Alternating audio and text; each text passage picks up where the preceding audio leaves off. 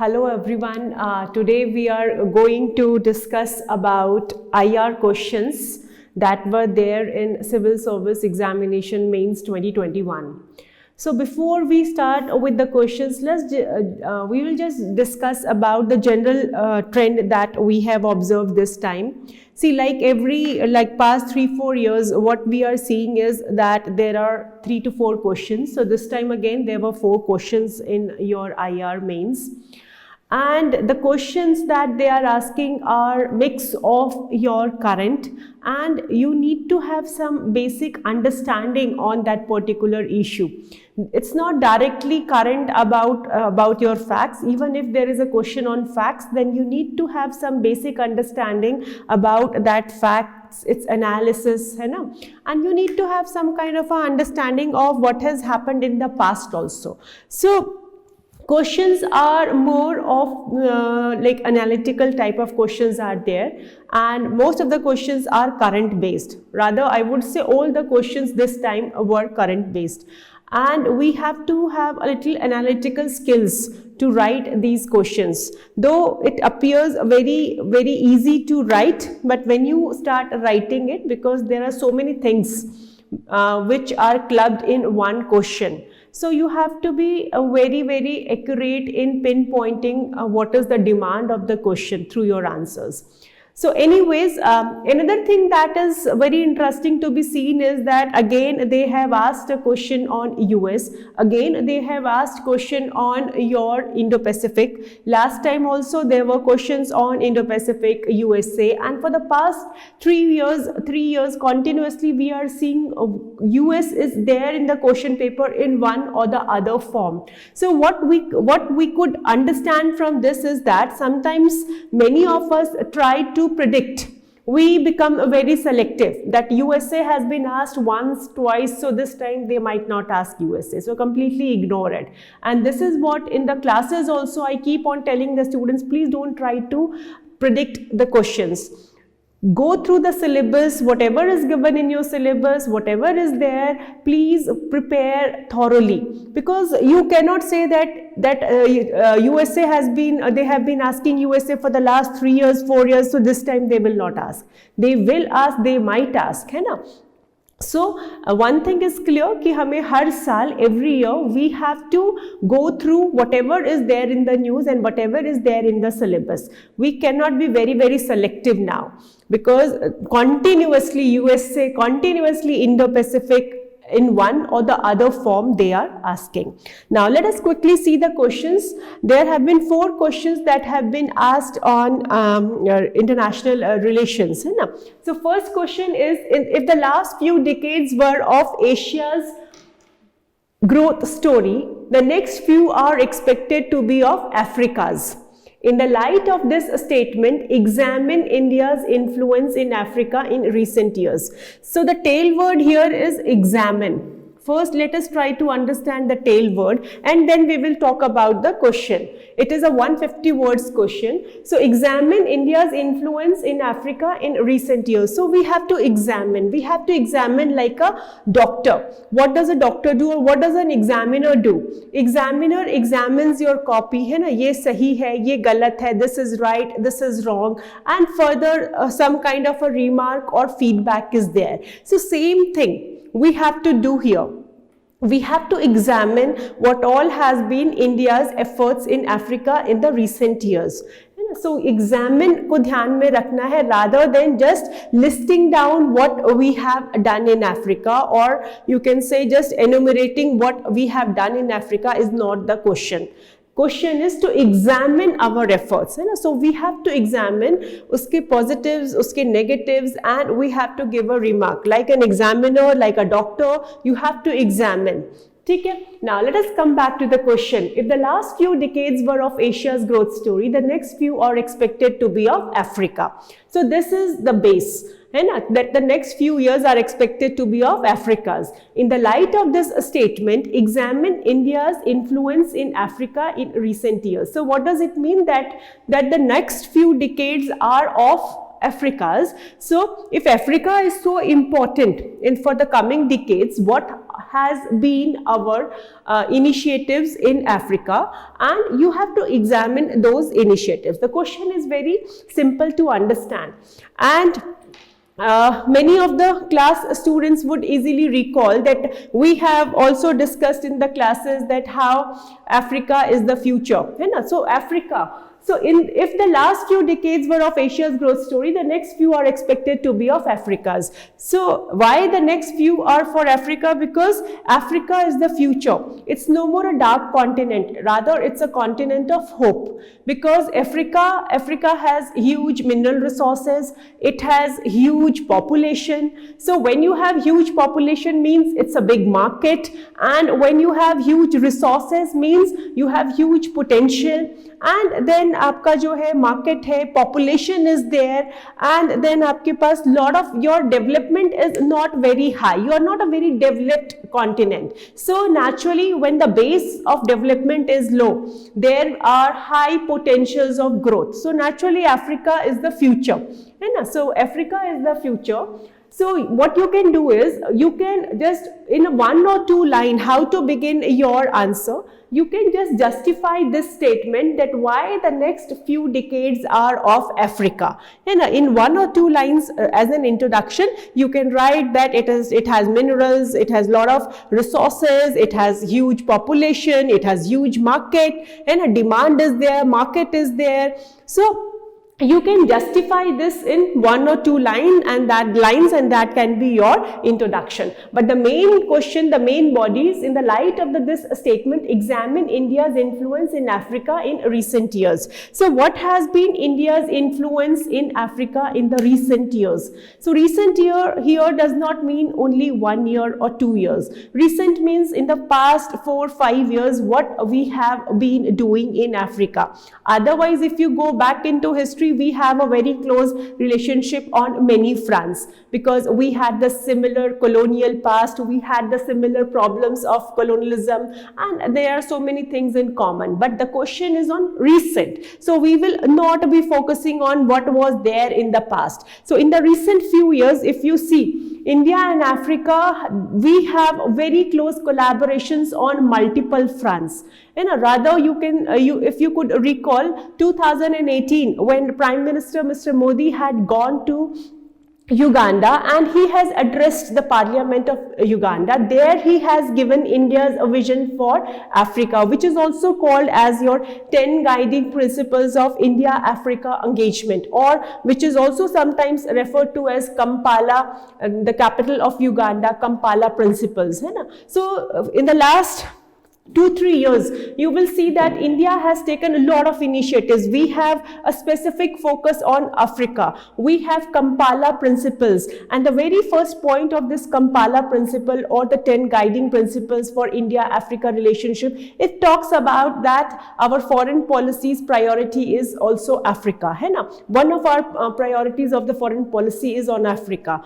And if you see, in the last few years, we have been in coordination, in collaboration with Africa on multiple fronts, be it your health, be it your education, be it your infrastructure, be it your defense, be it your maritime security, be it your people-to-people contact, be it your technology, be it your internet. So we have been focusing on Africa in various of the fronts. Rather, we can say that India's engagement in Africa has been, India talks about Africa owned and Africa led development. We try to understand the demand of Africa, what is the requirement of Africa, and based on that, we have designed various developmental projects. You can give the example. You can give the example of Asia-Africa Growth Corridor. That has been one of the initiatives that we have undertaken along with Japan for the development of Africa. Then time to time we have India-Africa Forum summits are there. Then we have also like CII and Confederation of Indian Industries and Exim Bank, where we are discussing about various development projects in Africa. So every year annual meeting of CII Exim Bank for Development of Africa, we are doing it. Every year we are doing it. Africa is a land of 54, it's a continent of 54 countries. So we are engaging with more than 40 plus countries in Africa. Africa जो है, we are the third largest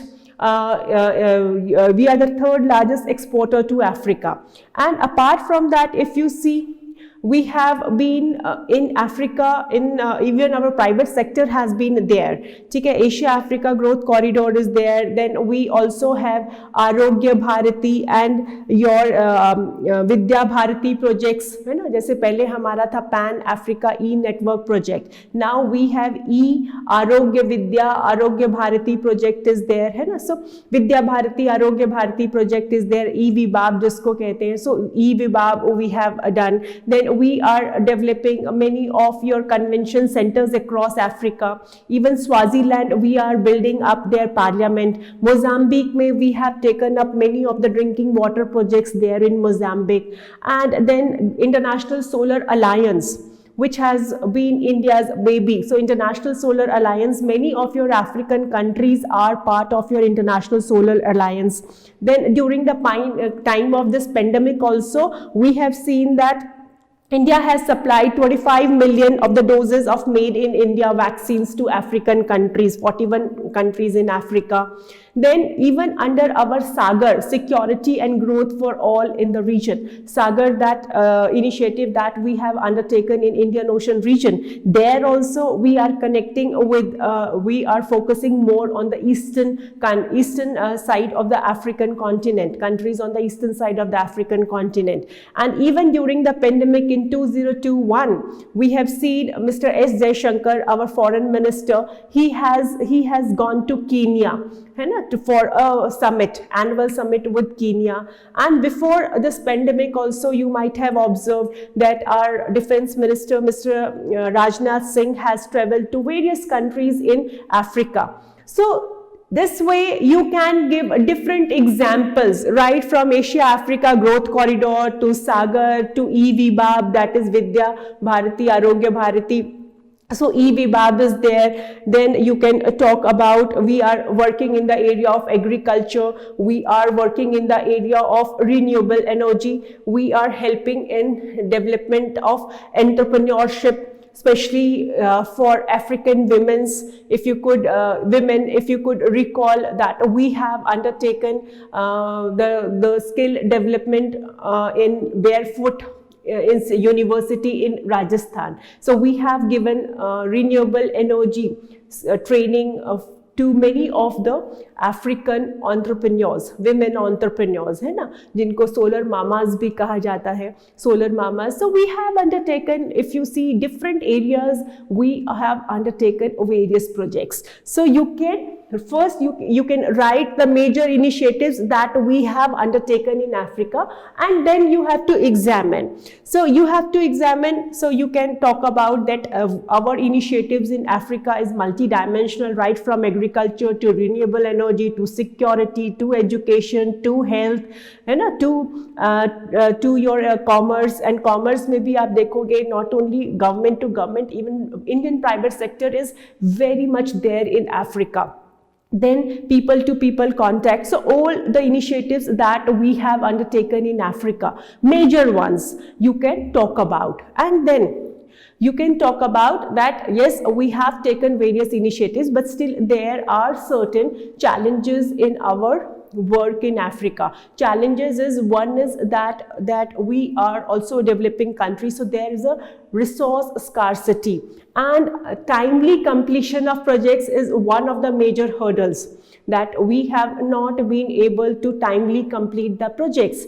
And on the other side, like we are talking about Asia-Africa Growth Corridor, but on the other side, China has already undertaken many of the projects under BRI it has already executed many of the projects under BRI in Africa, but India is yet to start. Though we talk about Asia-Africa Growth Corridor, but still it is yet to take off. So one of the major challenges or one of the major lacunas that we have in our efforts that we have put in Africa is that one is we are a resource scarce country. Second is that we have not have a very good track record. We are not having a very good track record of timely completion of the projects. There are delays in what we are talking about. And then as such, if you see Africa as a whole, it has major 2-3 problems. Like it has a problem of hunger, it has a problem of education, it has a problem of poverty, it has a problem of health. But all our initiatives, if you see, our initiatives are small projects in different countries, rather than having a very a project which would be covering whole of Africa as such. We are engaging one-to-one with the countries rather than taking Africa as a one whole. So that will be a big potential.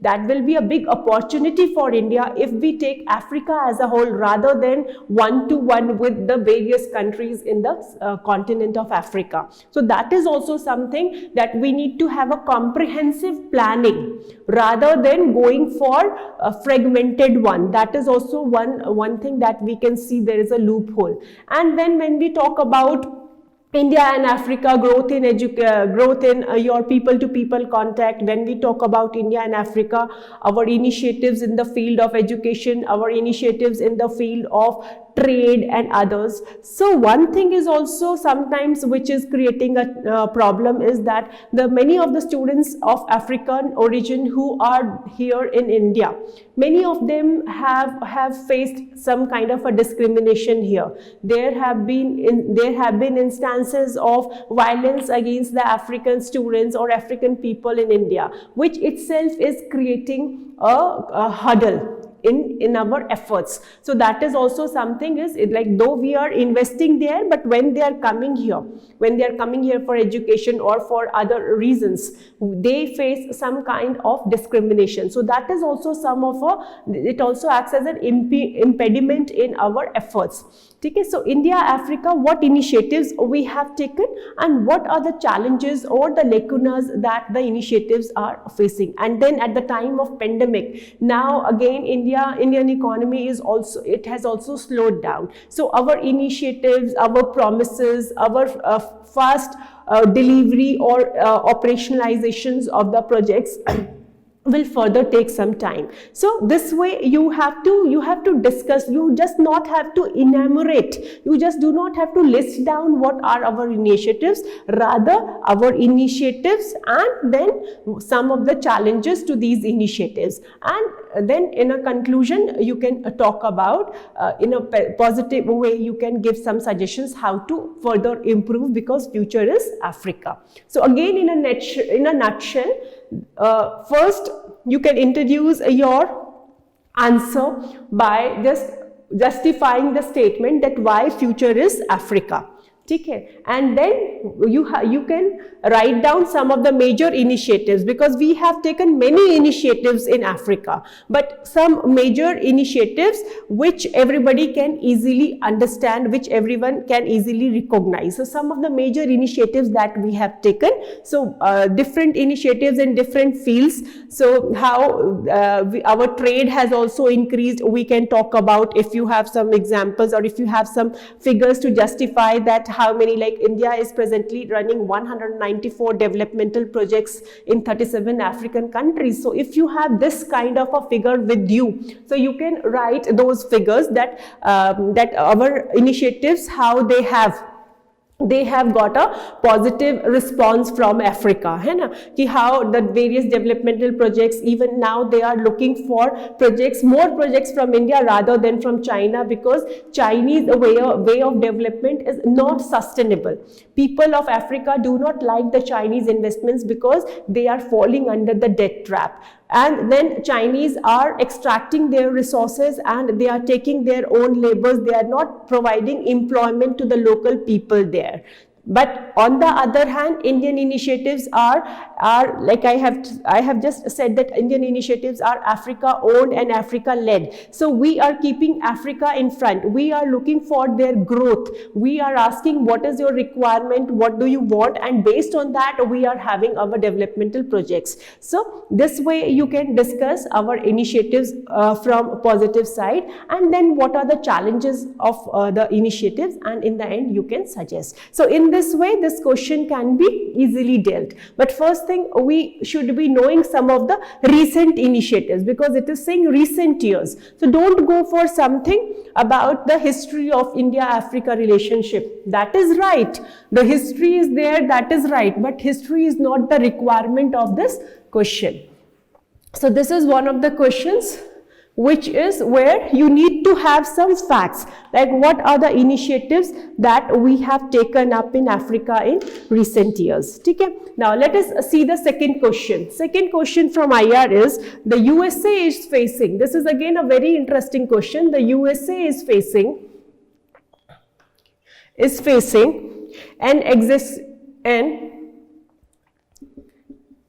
existential threat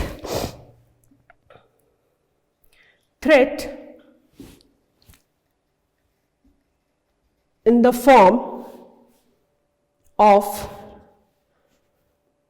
China, that is much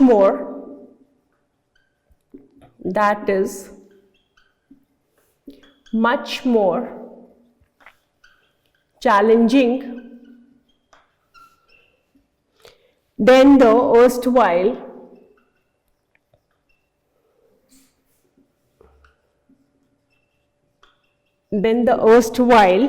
Soviet Union.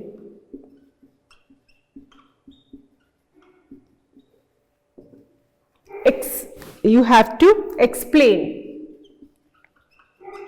150 words. Now see, this question is also something where you need to have a thorough knowledge of what is happening with respect to your global politics in the present times. What is happening between USA and China, and what has happened in the past, what has been the Cold War issues. Okay, so you need to have some kind of a understanding of the Cold War, because the question is saying that USA is facing an existential threat in the form of a China that is much more challenging than the erstwhile Soviet Union. Okay, so erstwhile Soviet Union, what was the threat when the erstwhile Soviet Union was a threat to USA? Okay, then why China is much more a threat than erstwhile USSR? So you have to first analyze. This is not a very straightforward answer. You need to understand. What was there between, or what are the similarities or differences between USSR, that time USSR, and present times China. ठीक है, तो इनमें क्या similarity है, and what are the similarities or differences between US versus USSR, US versus China. So if you see, if we go back into the history and we see the rivalry between USA and USSR, erstwhile Soviet Union, so it was basically a Cold War, and they were acting as enemies. Okay, they were acting as enemies, and it was more of a kind of a military rivalry, and it was more of a kind of a ideological rivalry. And we have seen during Cold War it was capitalism versus your communism. So there was a ideological divide, and the two military blocs were formed. So that was your USSR versus USA. Second thing, the present times they are asking about that China is much more bigger threat than USSR. Now, what is the scenario with respect to USA versus China in the present times? So this time you see China is not acting as a direct enemy that USSR was acting. Okay. Now China is so much entangled with the affairs of USSR. USA, that it is very difficult to say that China is a direct enemy of USA. Rather, if it is an enemy, then it is beating USA with the same tricks that USA has been using over the period of time. See, USA has maintained its hegemony because of its capitalist economy. Now China is playing the same game. China is saying that capitalism with Chinese characteristics. China is saying capitalism with Chinese characteristics. Similarly, you will see that at the time of Cold War, it was a capitalist economy versus your communist economy, but now it is capitalism with Chinese characteristics. So China is playing the same game that USA was playing, and today USA and China, they are one of the largest trading partners, which was not the scene when Soviet Union was there. Today you will see that it's not only a military confrontation, it's not at all a military confrontation, direct military confrontation that was visible during your Cold War period. Rather, China is beating USA everywhere, and it is playing the same game that USA was playing. Now, first thing is economy. So China is highly entangled in the economy, or it is highly integrated in the economy of USA. And आप देखो value chain, supply chain, everywhere China is there. USA is dependent on China for manufacturing sectors. All the major manufacturings in the world, it is happening in China. So one thing is economically they are the largest trading partners. ठीक है, और दूसरे front पे देखो तो China जो है, see, USA is still a hegemony. Now China is trying to break that hegemony. So that is why there is an existential threat. USA has dominated economically, USA has dominated politically. So on these two major fronts, China is giving a competition to USA. Economically, US economy, if you talk about US economy, it is something around approximately 20 trillion US dollars. Vis-a-vis compare with the Chinese economy, it is somewhere around 15 trillion US dollars. And the growth rate of China is much higher than that of USA. So very soon China might be able to overtake USA economy. Number one, USA has been a dominant country on all major global platforms, be it your UN, be it your WTO, be it your WHO. But now if you see, China is giving a competition to USA on this criteria also. जो political domain पे जो there was hegemony of USA, but now you will see that out of 15 major UN agencies, China is heading 4 of them, and its deputies are heading 8 of it. And then we have seen that now China is becoming one of the largest growing, China is growing as one of the largest funders to the various UN agencies. We have also seen that China is having a direct or indirect influence on these bodies. The recent example that we have seen how China has gamed your WHO.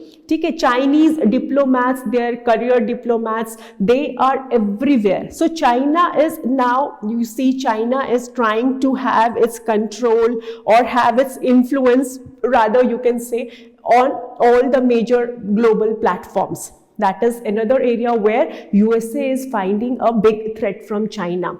Then USA used to give aids to the countries, है ना. आप देखोगे time to time USA aids देता था, या फिर USA के dominated जो ग्लोबल फाइनेंशियल ऑर्गेनाइजेशंस हैं लाइक वर्ल्ड बैंक, IMF, उनकी मर्जी के ऊपर, यूएसए के कहने के ऊपर smaller countries would get loans और other kind of aids and for their development projects. But now you will find that most of the countries, smaller developing countries which have higher potential of growth, they are economically engaged with China. China is giving them lines of credit, China is providing them with loans, China is giving them financial aids and assistance.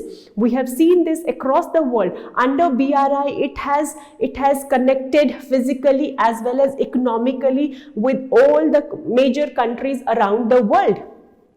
We have seen it in Africa, we have seen it in Asia, and now even Europe. Italy is a part of your BRI project. So then it has also come up with Asia Infrastructure Investment Bank, AIIB is there, which is Chinese led bank. Then you have BRICS Bank also, and in BRICS, China is a dominant player. And one of the major objectives of BRICS is to check the hegemony of the Western world. So everywhere Chinese are having upper hand now. And even when you talk about soft power, so Chinese soft power, Chinese people, Chinese diaspora is spread across the world right now. But when it was your erstwhile Soviet Union, so that was not the case that time. And not only in the world, you talk about Chinese diaspora in USA, they are quite influential there.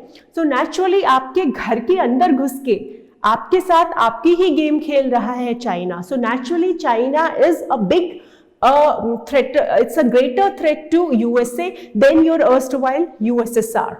So that is why that USA is facing an existential threat in the form of a China that is much more challenging than the erstwhile Soviet Union. So you have to explain these points. You have to explain these points in 150 words. They are saying just explain. So you do not have to be critical whether no, China is not a threat, China is a threat. No, you simply have to explain that why there is a difference in the threat that USA was having during Cold War from Soviet Union, and today how the threat is completely different and much higher threat in the present times from China. Okay, so to begin this kind of a question, you can talk about what was the situation between USA and erstwhile USSR during Cold War. And now it was an ideological war, it was more of a military alliances, military blocs were there. So you can begin with this. But in the present times, we are seeing a sort of Cold War that has erupted between USA and China. A sort of Cold War, because this was the wordings which was also used by UN chief, that the world is entering into a sort of a Cold War, which is going to be more perilous. That is what our UN chief, Mr. Antonio Guterres, has also given a statement. So you can talk about, and then you can write that why China is a bigger threat. You can talk about how China is a competition to US economically, politically, socially, her angle say you can talk about, because now it's an existential threat. And now China is within USA, be it its economic scenario, be it your people to people scenario, be it your diaspora, be it your social thing. So even technology, 5G and all, Huawei and all, now everywhere technologically first USA was having the dominance, but China is coming up with its own technology. You will see that a 5G technology, uski jo BIDAO and all satellite countries are now using it. So how China is an existential threat, how on global platforms China is now becoming a dominant player, how on economic front China is becoming a dominant player, at what rate the Chinese economy is growing vis-a-vis the US economy. So very soon Chinese economy is going to overtake it. How the world is dependent on China because of the manufacturing sector, because of your value chain, supply chain and all those things. So that is why there is an existential threat on USA. ठीक है, तो इसके लिए you need to have a little understanding of what is happening right now. Okay, this is a question where you need to first think and then you frame your answer and then write 150 words. So you can end up your answer somewhere around 120, 125 words. 150 is the maximum. ठीक है. So this was a very interesting question, and we keep on discussing such kind of topics in the classes also, and we always keep on saying that ki now the trend is changing. Now we are seeing more of analytical questions, and it's a very good trend for IR. Otherwise earlier IR questions were quite straightforward, you know, रट के जाओ लिख दो, but now you have to mug up the facts and then you have to analyze the facts also. Now the third question of IR is critically examine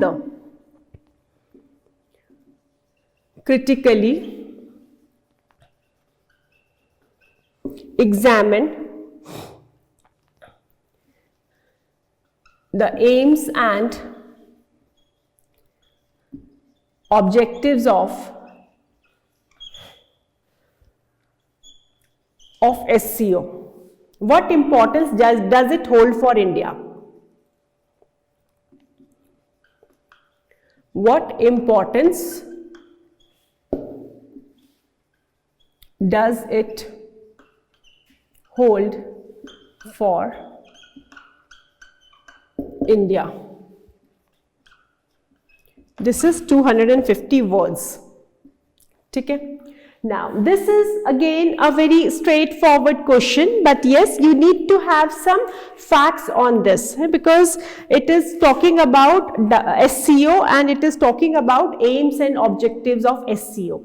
And the students who are our classroom students, and also the students who have appeared in our mains program before mains, है ना, mains का जो हमारा current affair programs है, they could easily recall how we have at length discussed about SCO, and also about the last question, that is about your AUKUS. That also, like, they can easily relate that how we have discussed these things in the classes. And this question was highly expected also. SCO this time was highly expected because SCO was formed in 2001. Now it is 20 years. So 20 years of its existence. Many times we have seen that questions are asked on the bodies which have completed 10 years, 20 years, 50 years, 100 years, you know. So SCO was highly expected because 20 years have been completed of SCO. And number two, this organization has been in the news in the last few months, especially after the turmoil in Afghanistan, especially after Taliban takeover in Afghanistan. We have seen that SCO has become a very dominant regional grouping in this region. So we have seen a lot of visits of your SCO countries, members within this whole Asian region, Central Asian and South Asian region. We have seen a lot of interaction of India with various members of SCO. We have seen that there has been, even in the month of November, NSA level summit meeting, not summit, NSA level meeting was also called by India for security in Afghanistan, related to discuss security related issues with the change in Afghanistan. So SCO was in the news. And SCO was also in the news because all the major stakeholders in the region, be it your India, China, Pakistan, Russia, Iran, and your Central Asian region countries, or CAR countries that we call them as. So it was in the news. So this question was highly expected question. So now let us see the question. It is saying that critically examine. The tail word here is critically examine. You have to critically examine the aims and objectives of SCO. That is first part of the question. Critically examine the aims and objectives of SCO. And the second part of the question is, what importance does it hold for India? So here, aims and objectives. So if we are, sometimes what happens is we only know that there is a grouping, and then how many members are there, because that is what we mug up for our prelims, the members of the groups, and then whether it is good for India, whether it is bad for India. But aims and objectives, this is something factual. We should, if we know what are the aims and objectives of SCO, then we can always write. If we do not know, then we can write, because but not that exact points would be there, है ना. We can write something because we know कि SCO जो है grouping है, जो कि connectivity, commerce, हमारा जो है people to people contact, trade, energy, tourism, technology, इन सब एरियाज के लिए काम करती है. तो we can at least write something और the other using a little common sense also. But yes, if we are very specific, then if we remember the exact what are the exact aims and objectives, then we can write it very pinpointed in a very pinpointed manner. But anyways, many times we do not have that facts and figures in front of us, and that too in the under the examination conditions. Sometimes we completely forget it, but that's not an issue. But yes, peripherally जो भी इसके मोटे मोटे आपके जो aims and objectives है, you should be knowing to write this. So here what is the main aim of SCO? The main aim of SCO is basically to create a democratically equitable international political and economic order. है ना, सबसे बड़ा इसका M क्या है? That is your democratisation of international and economic relations. That is the main ultimate aim. Democratization, because why I am saying democratization, because just before this when we were talking about USA and China, है ना, we talked about that there is a dominance of USA, or there was a dominance of USA on all major global bodies, be it your UN, be it your WTO, be it your World Bank, IMF. So naturally the Western world is dominating all major platforms. So to check their hegemony, to check the hegemony of the West, and to make the international organizations more democratic, now the major आपकी जो छोटी छोटी organizations या regional groupings आ रही हैं, which are from non-Western countries. So the main aim of those organizations in the non-Western countries is basically one of the major initiatives, or one of the major goals of them is to go for democratization of your economic and political relations in international affairs. So that is what is the main aim of SCO. Then what are the other like objectives of SCO? Objective is to have a friendly relationship, strengthen relationship among the SCO members, है ना. आपका जो है good neighborliness policy को follow करना. Then to coordinate in the area, cooperate and coordinate in the area of your security, cooperation in the area of your defense, security, है ना. Cooperation in the area of economics and trade, cooperation in the area of your scientific and technological initiatives, cooperation in the area of education, culture, you know, all these kind of things are there. Environmental protection. So these are some of the major objectives. And then another major objective is to have a regional peace and security. जो आपका Central Asia and the region around, there should be peace and security. So these are some of the major objectives of SCO. Now it is saying critically examine. You have to critically examine the aims and objectives. You are not asked to list down the aims and objectives. So you have to be critical of the aims and objectives. So the aims and objectives are talking about like democratization of international relations. But on the other side, when we talk about expansion of UNSC, when we talk about expansion on other major platforms, or when we talk about India into NSG group and all, it is these some of the members of this group, they are against it, है ना. Like China is always vetoing it. It talks about friendly relations in the of the member countries, but when you see India versus Pakistan is there, India versus your China is there, it talks about security. It talks about cooperation in the area of security, defense and all. So when you talk about security and defense, there is a completely different understanding of security. There is a completely different understanding of terrorism for these countries. For India, terrorism is cross-border terrorism. For Pakistan says that there is nothing like cross-border terrorism. We do not promote terrorism in India.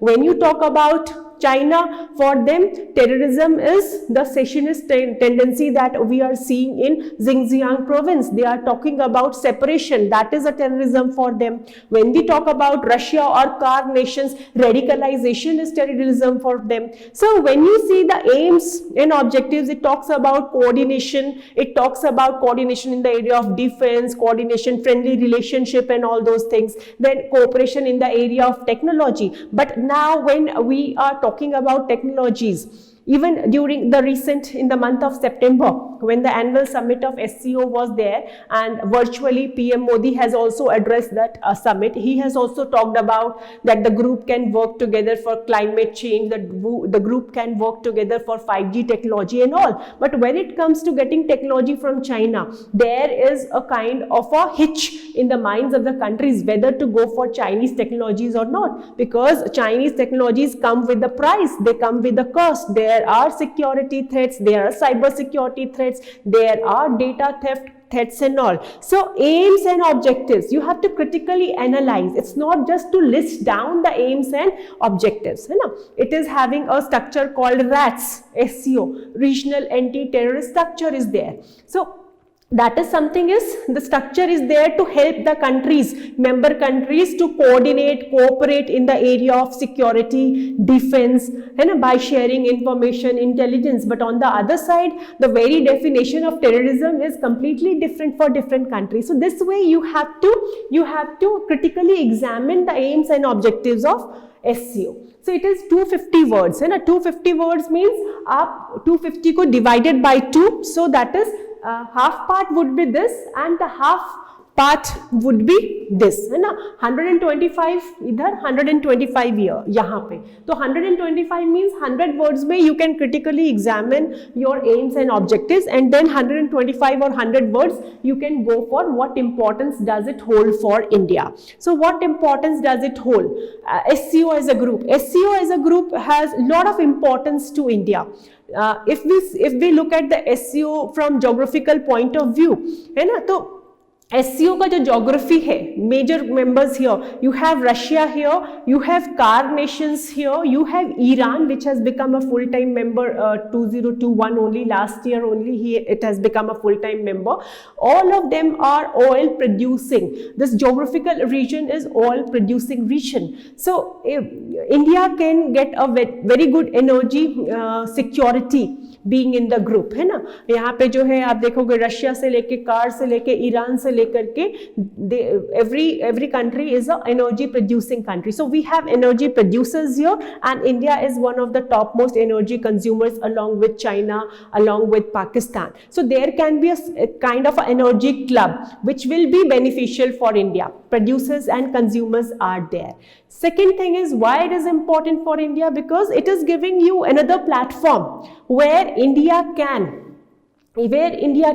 cooperate, coordinate, discuss the issues amicably with two of its countries with which it is not having very good relations. That is your Pakistan and China. Another platform which is bringing together China, Pakistan, India, the countries which are not having good relations. But here on this platform, because it works on the principle, that works on the objective of peaceful, friendly relations among the neighbors. So it is bringing them together, another platform to discuss the issues amicably. And you might have seen last year 2021, in spite of what all was happening at LAC, what all is happening on India-Pakistan front, but we have sent 3 of our officials for joint military exercise under SCO umbrella. So it shows that it is another platform where we can amicably discuss the issues. That is also there.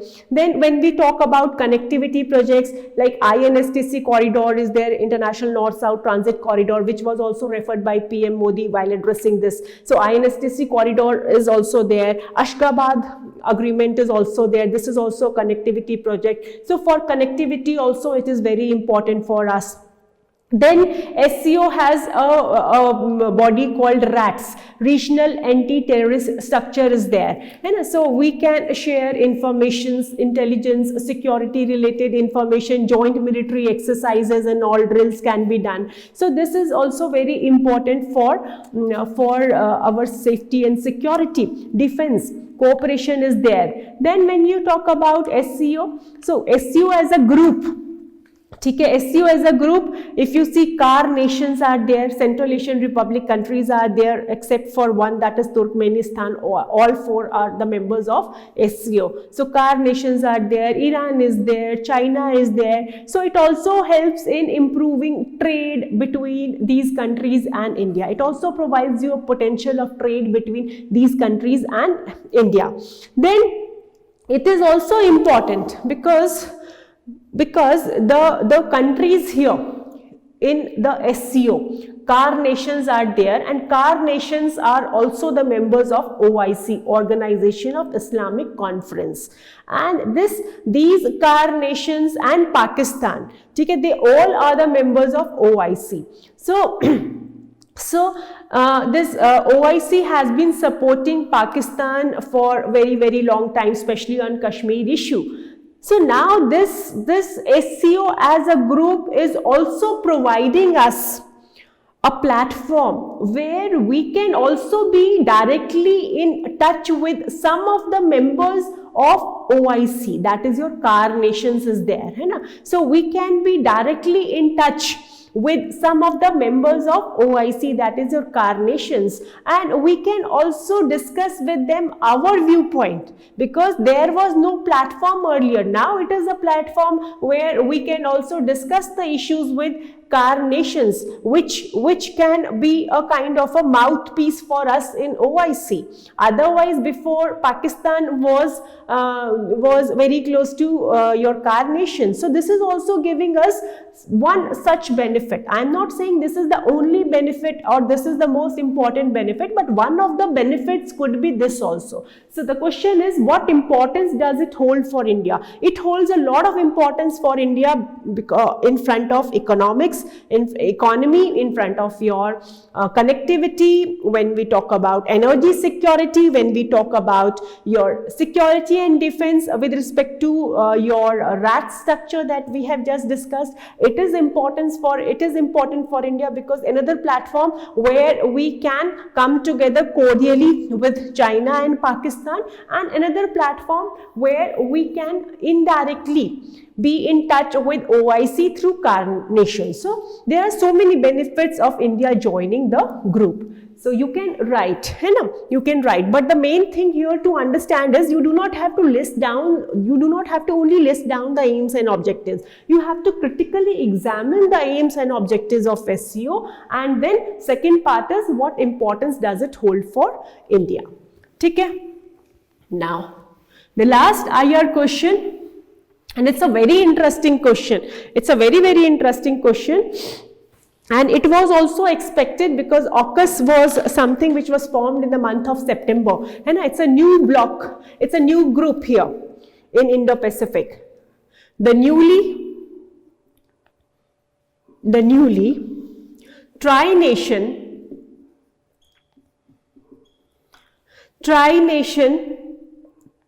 partnership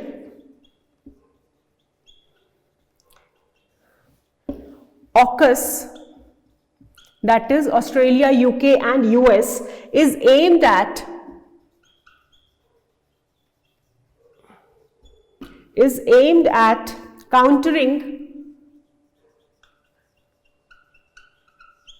countering China's ambitions in the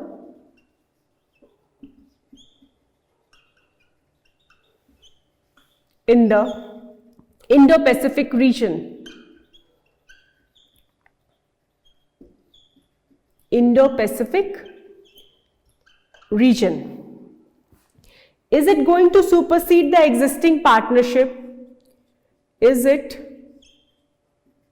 going to supersede the existing partnership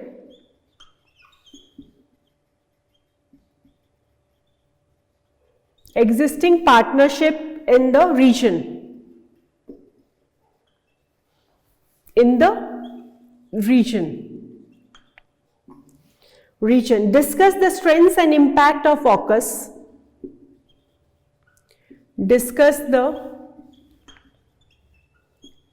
strengths and impact of AUKUS in the present scenario.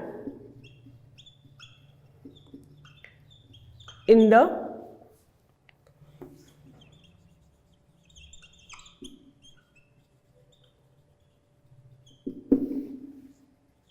250 words.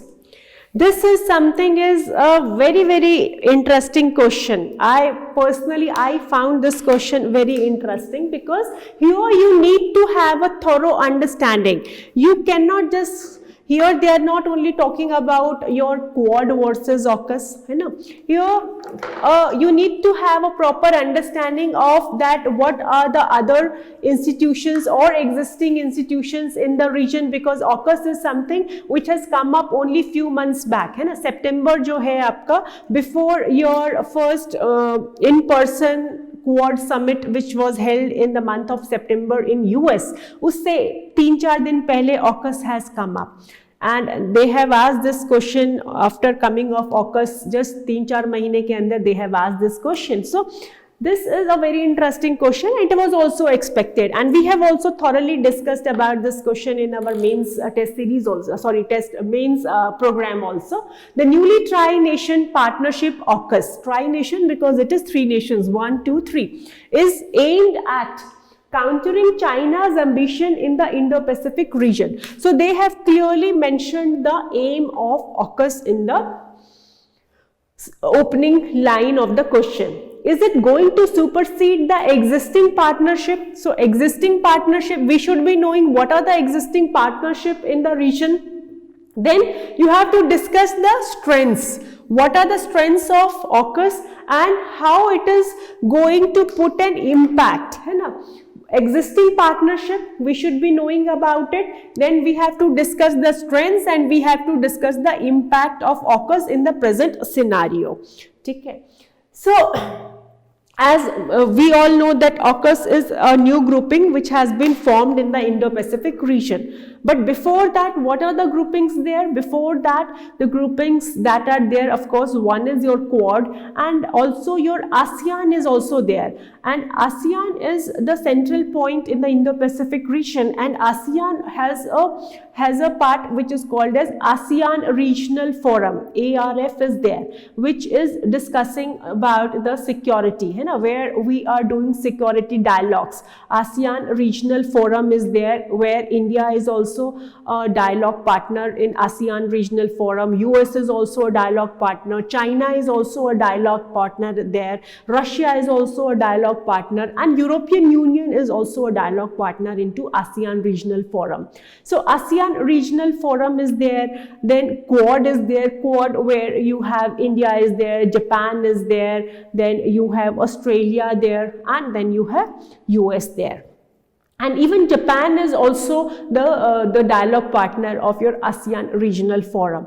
So what are the existing, is it going to supersede the existing partnership in the region? So what are the existing partnerships? We should be knowing it. Major existing partnerships. So we have ASEAN Regional Forum, or the ASEAN group is there, 10 country group. ASEAN countries ka jo 10 country ka group hai, ASEAN is there, and ASEAN Regional Forum where you have 10 ASEAN members plus other dialogue partners. And then you have Quad. Now discuss the strengths and impact of AUKUS in the present scenario. Okay, the newly tri-nation partnership AUKUS is aimed at countering China's ambition in the Indo-Pacific region. So is it going to supersede the existing partnership? So here we need to first know what are the existing partnerships, and second thing is what is the nature of the existing partnership. So when we talk about Quad, so Quad similar to what AUKUS is formed. What is the aim of Quad? What is the aim of AUKUS? What is ASEAN Regional Forum? What is your aim of AUKUS? So are they going to be superseded by AUKUS? So first let us understand the nature of AUKUS, है ना, because unless and until we know कि what is the nature of Quad, what is the nature of this ASEAN grouping there, what is the nature of your AUKUS, then how can we say कि वो उसको supersede कर सकता है या नहीं कर सकता है ना. So we should be knowing it. So AUKUS, if you see AUKUS is a military alliance. It's a security alliance. It has been very clearly stated even by Mr. Harshvardhan Shringla, our foreign secretary. He has given a statement that AUKUS alliance is neither relevant to Quad nor will it impact on its functioning, because AUKUS is a security partnership. It's a security alliance. He has given this statement. And so things were in the news. So AUKUS is a military kind of a alliance. It's a security alliance. ठीक है? Whereas Quad is not a security alliance. Quad is one of the major reasons, one of the major points in Quad is defense cooperation, but Quad as such is not a military alliance. AUKUS is a military alliance, and for the first time we have seen a military alliance after Cold War. After Cold War, for the first time we have seen any military alliance, and that too against one country, that is China. Okay, but Quad is not a military alliance, though there have been accusations by China that Quad is a Asian NATO. It's a Asian NATO, but India has always been very vocal against this, that Quad is not a military alliance. Rather, Quad is a grouping which believes in your freedom of navigation, which believes in your democratic use of the resources. It is not against one country. It is not a military grouping against one country. So with the statements from our ministry, our external affairs ministry, and through our external affairs secretary Mr. Harshvardhan Shringla, MEA के जो secretary हैं, so it is very clear now that AUKUS is a military alliance, but Quad is not a military alliance. Neither is your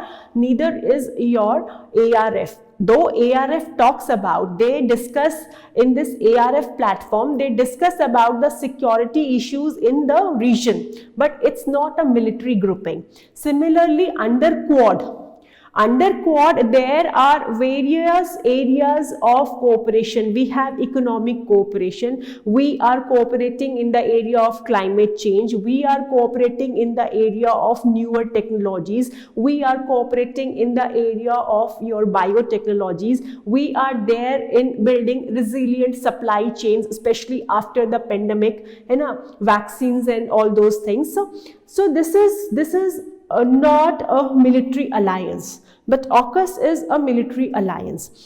So is it going to supersede the existing partnership in the region? So is it going to supersede? The very motive is completely different, and that is what the statement from Government of India was, that it is neither relevant to Quad nor will it impact Quad. So अगर वो relevant भी नहीं है, impact भी नहीं करेगा quad को, तो क्वाड का तो फंक्शन ही अलग है.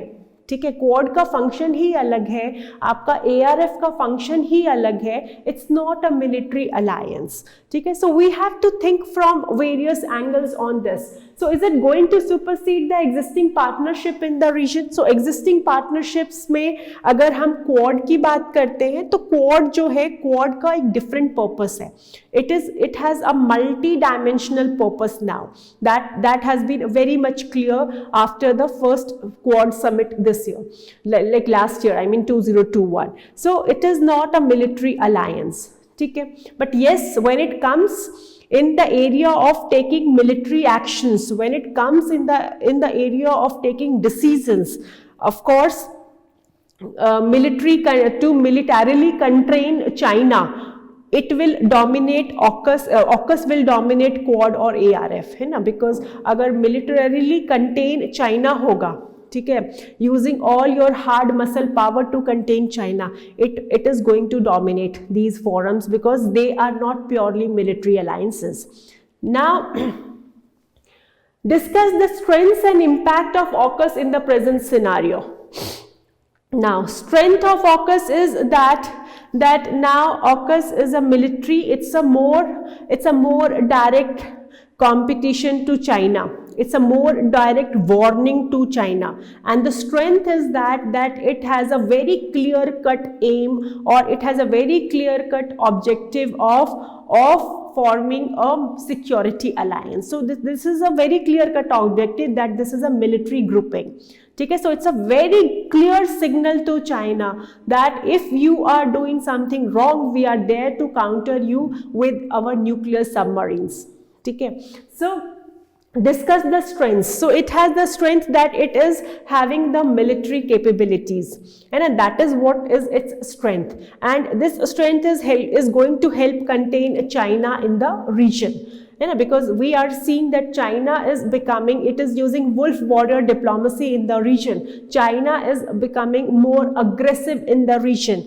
So China is growing undemocratically in the region. China is impinging upon the EEZ of other countries in the region. So China is becoming a threat to the freedom of navigation. So the strength is that this group is now a direct military warning to China. Now the question is, how does it impact of AUKUS in the present scenario? So impact of AUKUS in the region. So impact can be positive also, impact can be negative also. So the positive impact for us for us could be that yes, India has been talking about Quad, that Quad is not against any particular country. Quad is not a Asian NATO. Quad is not against China. So that's a very positive impact now, that now it is clear the agenda of Quad is something different, whereas AUKUS is something different. And on the other side, one of the objectives of Quad has been to contain China. So now you have a group which is there to contain China, and you can focus upon other aspects of Quad. You can work for climate change, you can work for economic growth, you can work together for resilient supply chains, alternative resilient supply chains, you can work together in 5G technologies, artificial intelligence, so on and so forth. Okay, so that is something is positive impact. But on the other side, this region, this AUKUS is going to further lead to militarization in the Indo-Pacific. Now nuclear submarines have become the base. ठीक है, अब जो भी होगा वो इस nuclear submarine से ऊपर की बात होगी, because nuclear submarines have formed, they have become the primary weapon of choice in the Indo Pacific. So now अब जो भी बात होगी वो इससे ऊपर की बात होगी. Now that this is the primary weapon of choice. ठीक है, already US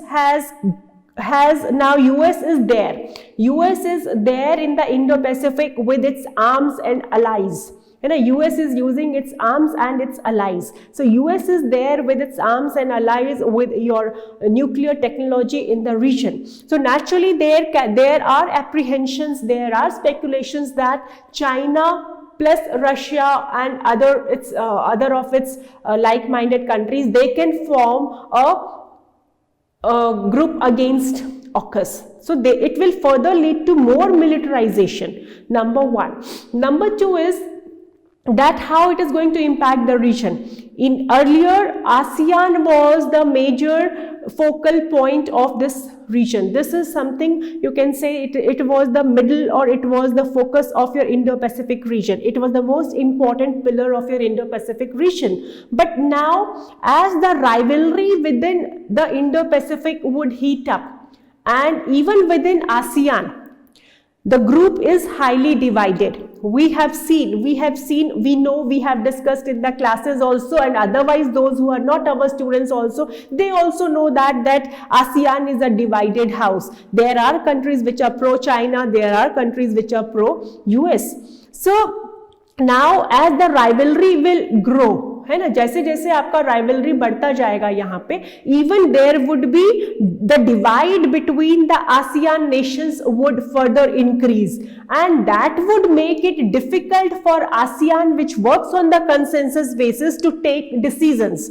so when ASEAN will not be able to take decisions, और ASEAN would not be taking prompt or quick decisions in the region, naturally Quad or AUKUS like bodies, not Quad but yes AUKUS like bodies, they will further dominate, because they will think either ASEAN is not interested or they are not efficient enough to take the decisions. So what we could see, because this is something which is a new body, AUKUS is something which has just come up in the month of September, so it's hardly 4 or 5 months old, but still what we can see is that it would reduce the reliance and importance of ASEAN in the region, or it would reduce the importance of ASEAN led institutions like ARF, ASEAN Regional Forum in the region. So overall we have to have an idea of what all is happening, and what is AUKUS, what are the existing institutions in the region, then what is the aim of the existing institutions in the region, how these aims are, whether they are supplementing or whether they are complementing the existing institutions. So if they are supplementing, then can it be a threat? If they are complementing, तब तो threat ही नहीं है उसके लिए, है ना? And then what are the strengths of AUKUS and how AUKUS is going to impact the overall geopolitics in the Indo-Pacific region. So we have to have a thorough idea of these things, ठीक है? And इसको ध्यान में रखते हुए then you can answer. You can easily answer this question. So newly tri-nation partnership AUKUS is aimed at countering China's ambition in the Indo-Pacific region. So you can talk about that. What is AUKUS? है ना, it is a security alliance in the Indo-Pacific region, and it has what has happened, like nuclear propelled submarine has been transferred, the technology has been transferred by US to your Australia in the region, है ना, Australia and your UK are allies of US, है ना. So there is a security threat to Australia. China is becoming a security threat as China has come very close to the Kiribati Islands, है ना. वो सारा अगर आप चाहो तो you can very briefly you can mention about AUKUS, its importance. And then is it going to supersede the existing partnerships? So existing partnerships in the region, you can talk about ASEAN, you can talk about Quad and all briefly, and then you have to analyze and what are the strengths and how the AUKUS is going to impact. ठीक है? So this is how you have to write this answer. So there have been 4 questions and all the 4 questions are very interesting questions, and again I am repeating the same things that now IR questions are becoming more analytical. So when you are preparing for your mains examination, so when you are reading the various articles, editorials in the newspapers, don't just read them, try to analyze them, है ना. Just for the sake of reading, don't read them, and try to make your own notes of the analysis. That is going to really help you in the examinations. So thank you all.